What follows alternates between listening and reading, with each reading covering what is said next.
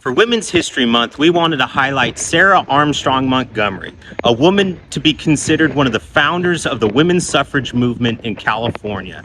Sarah traveled overland to California by wagon in 1844 with the Murphy-Stephens-Townsend Party. The group finally arrived at Sutter's Fort on March 1st, 1845, after spending a harsh winter at the headwaters of the Yuba River at Big Bend.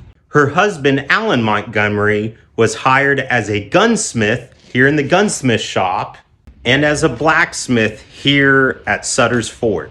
It is noted in the New Helvetia Diary, which is the daily logbook kept at Sutter's Fort, on January 29th, 1846, all the people attended the quilting at Mrs. Montgomery's. This is a reference to the fact that Sarah had a quilting party at her home, and this was the first quilting party to exist in California. She used gatherings like this quilting party to discuss with other women issues of the day. Her appearance at Sutter's Fort is actually mentioned quite a few times in that daily logbook, a diary that women are seldom mentioned in at all. While her husband Alan served in the Mexican-American War, Sarah took refuge at Sutter's Fort with many other wives of soldiers. During this time, Eliza Gregson taught Sarah and other women and children how to read and write.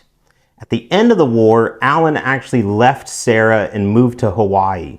She remarried Talbot Green, a former member of the Bidwell-Bartleson Party, which is the first overland wagon party to come to California in 1841, crossing the Sierra Mountains. Sarah was pregnant in 1851 while living in San Francisco when somebody recognized Talbot Green to actually be Paul Guidez, a former bank clerk who stole bank funds and abandoned his family to come to California in 1841. Maybe he shouldn't have been running for mayor to bring attention towards himself. After an obvious annulment, Sarah remarried in 1854 to Joseph Wallace, a prominent attorney from Santa Clara and later a judge. During their marriage, Joseph supported Sarah's progressive views as she joined like-minded women in support for women's suffrage. Joseph was later elected to the California State Senate.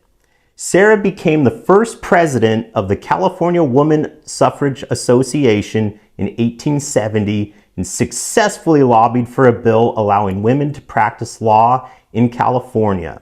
While Elizabeth Cady Stanton toured the West Coast, she spoke at Sarah's home in Mayfield in what is today Palo Alto. Sarah's prominence also led to Susan B. Anthony and President Ulysses S. Grant to meet with her at her home. After her husband's death, Sarah continued to support women's rights at the local level. She moved to Los Gatos, where she died on January 11, 1905.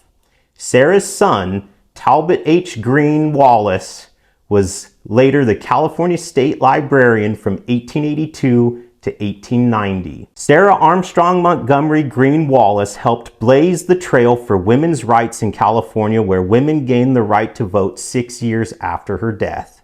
The site of her home in Palo Alto is California Registered Historical Landmark number 969, and unfortunately no photograph or portrait is known to exist of her.